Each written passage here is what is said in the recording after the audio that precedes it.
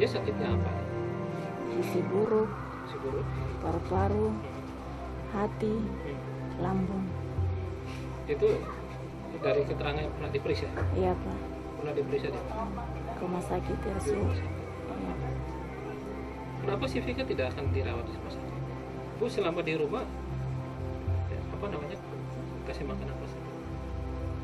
Ada kalanya kalau seng ada itu makan kelapa sisi, Apa sisi tadi?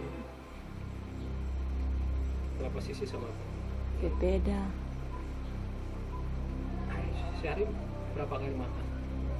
Ada kalanya 2 kali, ada kalanya seng ada.